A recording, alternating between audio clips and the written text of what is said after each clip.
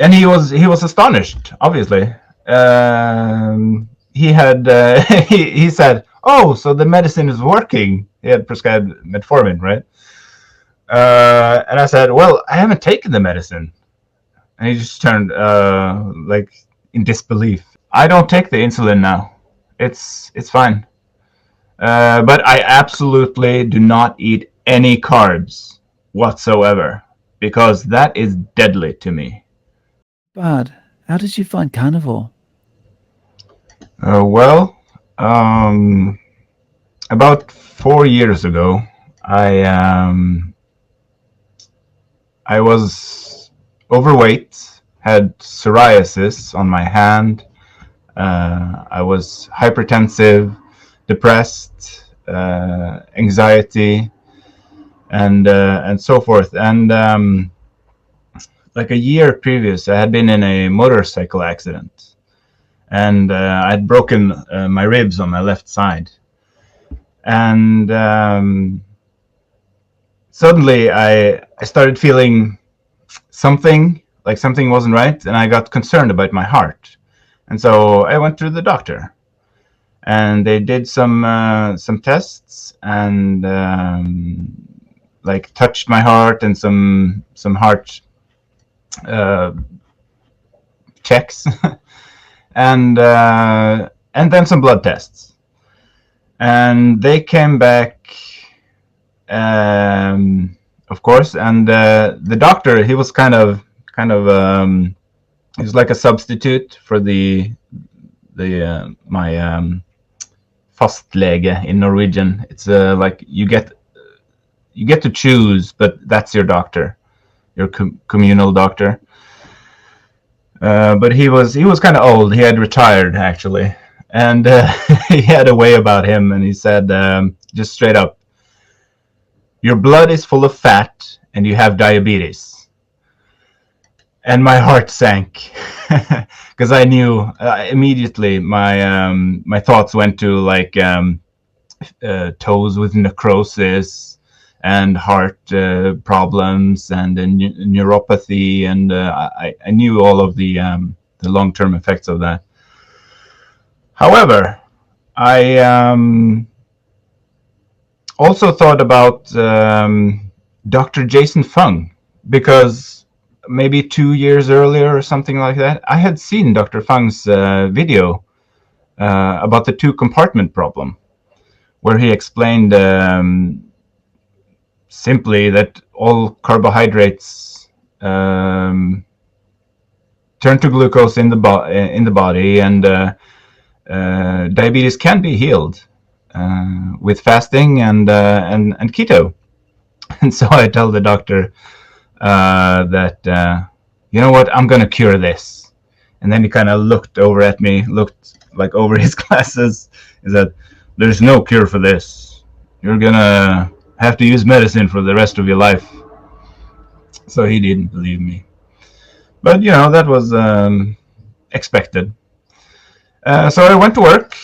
I did keto, did intermittent fasting, OMAD, and stopped drinking because that was a that was a problem. I even started jogging a bit, and after 1 month, my numbers were greatly improved. My blood numbers. I had lost 7 kilos. That's about 15 pounds, and my fasting glucose was 12, down from 32. So yeah, it went fast. And he was astonished, obviously. He had he said, "Oh, so the medicine is working." He had prescribed metformin, right? And I said, "Well, I haven't taken the medicine." And he just turned like in disbelief. And I said, I've been fixing my diet and working out a bit." And then I showed him a picture of like my plate, and he was like, "Oh yeah, it's like a Mediterranean diet." Yeah, it's a keto diet, and it's without carbohydrates. Yeah, and then we did some more tests. Of course, because he wanted to know more, I suppose, and I wanted to too. And then it came back that it turned out I had LADA, latent autoimmune diabetes in adults. I had an anti-GAD, which is the not the antigen, but it's what the immune system puts out to attack cells. It's like almost like a custom poison for a specific antigen on a cell. And I had a bunch of that in my blood. So because my numbers went better, it was agreed that I didn't have to do the medicine, the metformin, and so forth. If I continued my keto and intermittent fasting and such, so he was on board. The numbers didn't lie. So, and after another month, so after 2 months after diagnosis, I no longer had diabetic glucose. My A1C, European numbers, went from 77 to 50 in 2 months. And now my regular doctor was back. She was a bit younger, maybe in her 40s, and I explained to her what I've been doing, and she was equally, is dumbfounded the right word, and impressed. So that was cool. However, she referred me to the endocrinologist, the diabetes specialist, who confirmed the LADA diagnosis. However, they did not recommend a keto diet. And the argument for that was the danger of ketoacidosis. We can come back to that later, but shortly said, it's a condition. It's a deadly condition that diabetic type 1s can get if their sugar is very high and the insulin is lacking. So they didn't recommend a keto diet. However, interestingly, I received a short letter from my doctor, where with the latest blood, and she praised the good blood results and recommended I continue the lifestyle changes I had enacted. And you know, in all this documentation that I've collected, I think that's my favorite piece of paper. It's nice, you know, when everyone else is against all the good you're doing. It's nice. So anyway, I continued my keto so that I could control my glucose at least, and still no medicine. This was in 2020. So about 1 year later, I moved, and I changed doctor, and we did some blood tests, and now my anti-GAD, the thing that attacks my pancreas, the beta cells of my pancreas, had lowered to 9 from 32. So that's kind of unheard of. It should be below 5 for the diagnostic criteria, but down to 9, that's pretty good. After 9 months, actually. Yeah. And so this was cool, of course. And I continued eating keto and started working out for real about 2 years ago. Bodybuilding and every other day, and hiking in the forests. And that's tough when you're when you're heavy. That's intense training then. So my weight and body composition took a fantastic turn, of course. I started losing more weight and gained some muscle. Still kind of big, though. The keto worked with with weight loss for sure, especially like in the stomach. I think it was like the internal fats, subcutaneous, I think it's called. And I was 140 kilos. That's about 220 pounds. And no, now it's more than that. I went down to 100. Sorry, I went down to 100 kilos, which is 120 pounds. I was 140. Yeah, 140. That would be close to 300 pounds, right? Sounds about right. Yeah. Yeah, 300 pounds, and then down to 100. Kilos. Yeah. Yeah, so that'd be about you'd be about 220. That's Yeah. right. Wow, 80 pounds. Yeah. And I was happy. I was thrilled. That was my goal. 100 kilos, 220 pounds. However, after a while, the plateau started to get kind of annoying because I'd been having such good results with my working out and keto and OMAD, and I continued doing research. All my research I did on YouTube, of course, and I continued doing research, and I found Carnivore. So I started Carnivore in July of 2023. So it's almost a year ago now. And after 2 weeks, my psoriasis disappeared. Keto did not do that. Carnivore did that in 2 weeks. There was still a small, like hardly noticeable spot, but it too disappeared in a couple of months. And I mean, that was amazing. Psoriasis is incurable. So that just immediately flicked a switch in my mind that this was magic. And weight loss kicked in immediately again, even when not doing intermittent fasting, just eating to satiety, as per Dr. Chafee's advice. I also stopped snoring. I slept better, had more energy. My mind was clearer.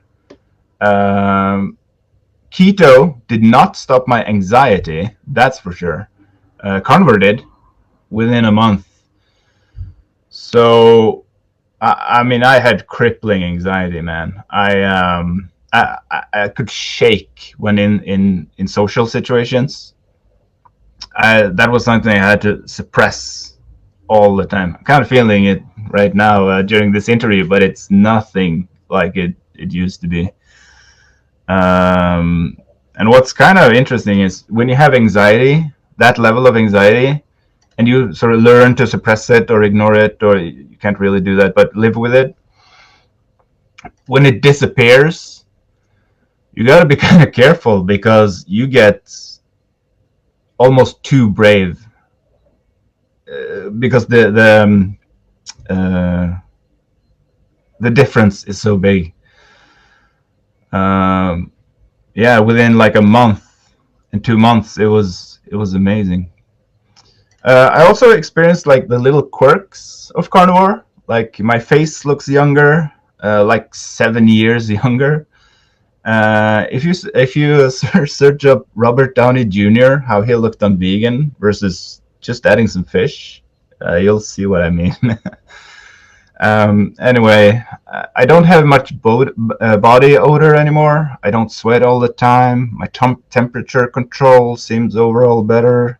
Like I don't get too hot or too cold anymore. One little quirk, the hard skin under my feet is gone.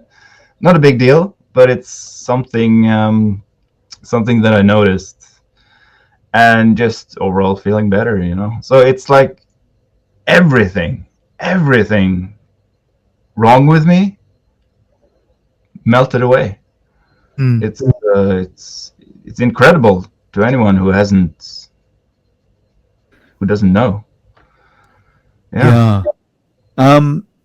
So just a question on hypertension. Did that go away on keto? It got better, yeah. for sure. Okay. Mm. Yeah. Yeah. It's perfect now. Yeah. Oh, nice. So, just to take you first, congratulations. It's great, and just you mentioned your skin's better, and it's kind of looking younger and stuff. Do you mind telling me how old you are? Yeah, I'm. Well, how old do I look? I'm. I'm going to go with 21. Yeah, well, I'm. That's always a safe guess. I'm 37. 37. Yeah, Okay, people nice. often guess like my late 20s or beginning 30s. So Yeah, yeah. Um, so when you were diagnosed with, when the doctor wanted to give you metformin, that was because like of a type 2 diabetes or the possible onset of type 2 diabetes, right? yes, I didn't mention Yeah, that. I did get the type 2 diagnosis first. Yeah, yeah. and then So, but then when they were warning you about ketoacidosis, I mean, that's a type 1 problem, right? yes, that was the endocrinologist Uh-huh. after 2 months. So I got Mm. the type 2 diagnosis first, and then after 1 month, I got the LADA type 1 diagnosis. And then I went to the endocrinologist who confirmed the LADA and warned me about Mm. ketoacidosis, Yeah. which is an interesting point because last Christmas I did have a bout of ketoacidosis and Oh, almost really? yeah, yeah. I Oh. had I had been good. I had been good with the carnivore. A small break here, not break, but uh, crack here or there. Never tried to cheat. I look at it as I cracked again, and I did at Christmas. Actually, I indulged in chocolate, like a sizable bag, the sugar kind. And yeah, just a couple of days later, I didn't feel good, and I went to and it kind of got worse, and I throw up. You can look up the symptoms. I threw up, wasn't able to drink without throwing up, and started breathing heavily but deeply, like that, because the body is trying to get rid of the CO2, the acid. And I went to bed, and it just got worse. And I started to like, okay, this is something bad. And I remembered the symptoms of ketoacidosis, and I figured, yeah, okay, it's happening. So I called 911, 113 in Norway, and and they were like asking me about my breath and the symptoms and stuff. And I said, look, I think I'm actually dying. Can I get an ambulance? And they were like, well, we'll send you a taxi. And they did, which was fine. You only pay like a percentage if they send it to you. So that's okay. So I went to the hospital, and they gave me lots and lots of glucose and lots and lots of insulin to stop the ketoacidosis and ketosis, because I don't think they really know the difference. And I gained weight. I gained like 10 kilos just by being pumped full of glucose and insulin. Which, at least I wasn't dead. So that was fine. However, at the hospital, they asked me if I had diabetes, right? And what kind. And I said, I have LADA and like a type 1. Oh, okay. And then they came back just like moments later, and they said, you don't have LADA because you don't have anti-GAD in your blood. So I was insistent. Well, I do have LADA. You're telling me I don't have LADA anymore? No, you have type 2. I was like, oh, whoa, okay. Like, well, I used to, and they were like, I don't know if they believed me or not, but now I had type 2. Um, so at the checkup, I could not get the continuous glucose meter because I do not have type 1 diabetes. That is reserved for type 1 diabetes patients in Norway. And they refused to believe I had LALA. So now I had to go back to my medical journal to prove that I had LALA, and which I have in my hand here, the evidence. So because of the ketoacidosis experience, I started taking insulin. They put me on 5 units of 12-hour acting insulin, 10 units, morning and evening. But I could push that down to 5. So I took 5 units 2 times a day. It did lower my glucose, but I found that it always went back to 13, 15 millimoles. That's like 235 to 270 milligrams per deciliter.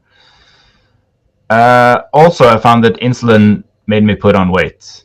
Even on, I continued carnivore, but it made me put on weight, and it made me feel bad, like just hard to describe, just bad, even on carnivore. So when not taking insulin, my glucose is stable at 13 to 15 millimoles.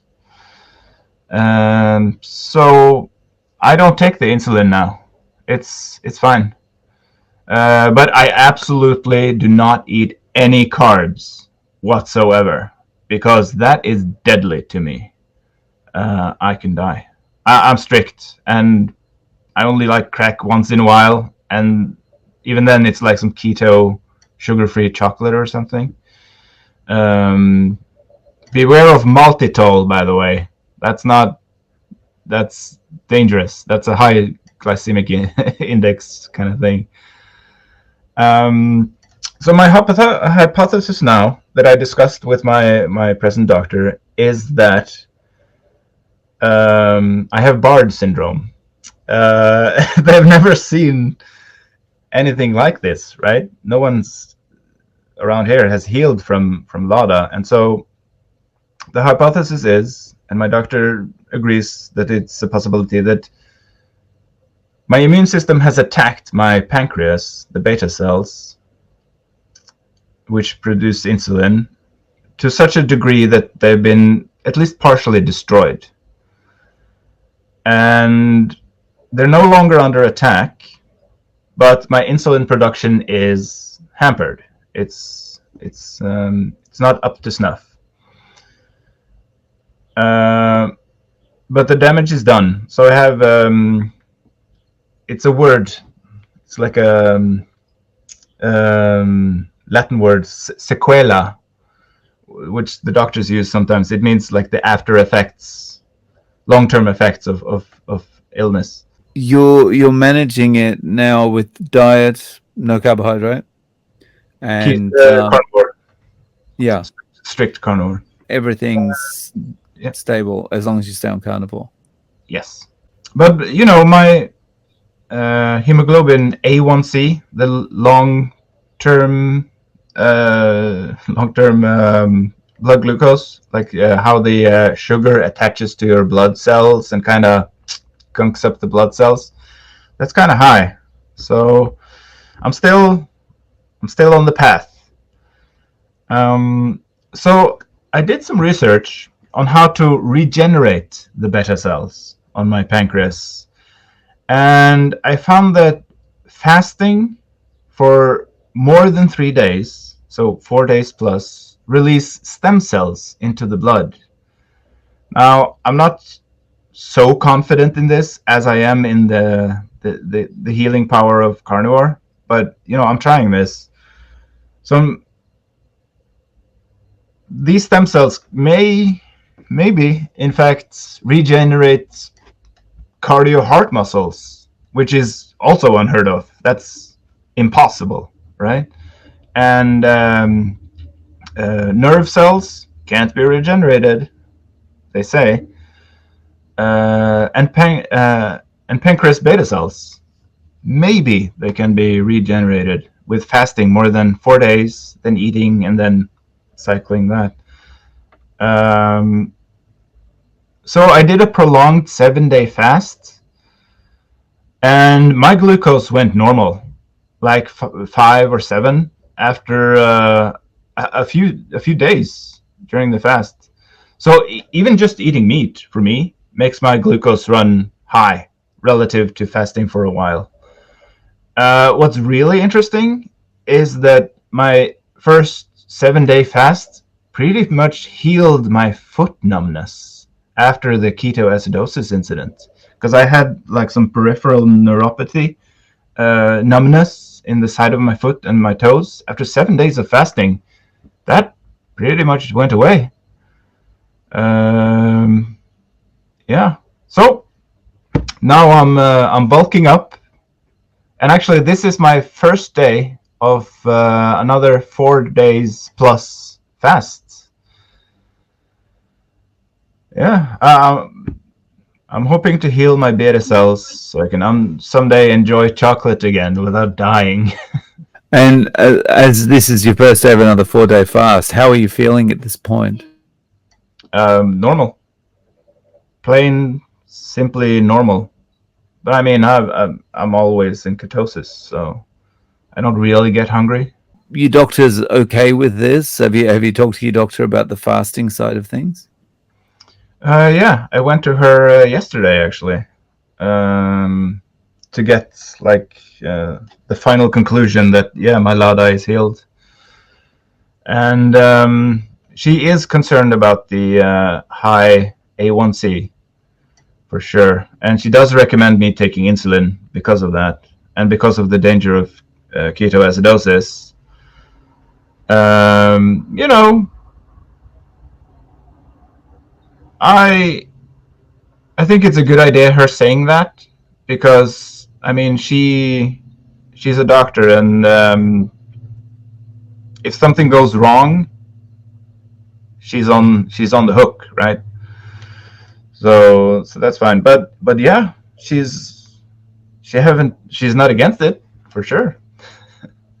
I think she too is kind of amazed and a bit dumbfounded. Like, So, when you are not fasting, when you are eating carnivore, how have you had to make it so that you're eating quite regularly throughout the day, or can you do like an OMAD or a 2MAD? Right now, since I found out about the extended fasting, I'm actually trying to bulk up. I'm doing that with minced meat and like these fried pigskin cracklings with the fat. A little bit expensive, but they're like crack, man. They're good. But yeah, I'm trying to bulk up, so I eat as much as is comfortable. Yeah. And when I did carnivore, like for a year before this fasting period, I just ate however much I wanted to. And how are people around you about this? Because you're either doing this crazy carnivore thing, or you're doing this crazy not eating thing. So like how do people react to the way you're eating or not eating? Yeah, there's some trouble there, because I'm actually a nurse student, first year, and I'm doing my praxis now. I'm like an old folks home. Yeah, and I have access to the journals, and we learn to. We're only supposed to look at the journals if we have something to do with that patient, and I only do that, of course. But I see, I mean, just about everyone has some kind of arthritis or some kind of autoimmune. So I kind of went a bit too far in recommending the carnivore diet. because nobody's heard of it, and it certainly is not standard or even recommended or even legal. I think we have to follow like WHO's standard, like the plate for everyone, which of course is based on the pyramid, which was a scam. But anyway, you can look that up if you're interested. But I went too far, and I actually got reprimanded for that. Not like officially in any, but we had a meeting about it, because I couldn't take the hint apparently. But that's fine. I took that as a learning experience, and I am there to learn. And how to deal with authority figures is definitely a part of that. And so I thought it was great, actually, them telling me to calm that down. But I still talk a little bit about it if people ask, and from my perspective. And I said, yeah, it heals autoimmune diseases, and sometimes it's like, oh, my mother suffers from autoimmune diseases. We've tried a lot of things. We've tried cutting out this and that. And I said, well, I think you're onto something, because I healed my autoimmune disease with Carnivore. Going forward, this is kind of your plan to continue with this, and unless you find something that's going to be more beneficial. Yeah. I mean, carnivore is the proper human diet, right? And there's no reason to stop, really. Since I'm now healed, my new objective is to heal and regrow my pancreas. And I think the extended fasting can do that. I hope. Well, I wish you all the best with that. But do you have a way of getting in contact with you? Do you have a YouTube or a website or anything like that? I'm not really on social media. No, I can answer some questions in the comments and such if people are interested in that. That would be really good. Thank you very much. Well, thank you for coming on and sharing your story with us. I really appreciate your time, and yeah, I wish you all the best, and I hope you'll come back on in maybe 3 months or 6 months and give us an update about how you're going. Hope I have something to show for it. Thanks, Dave.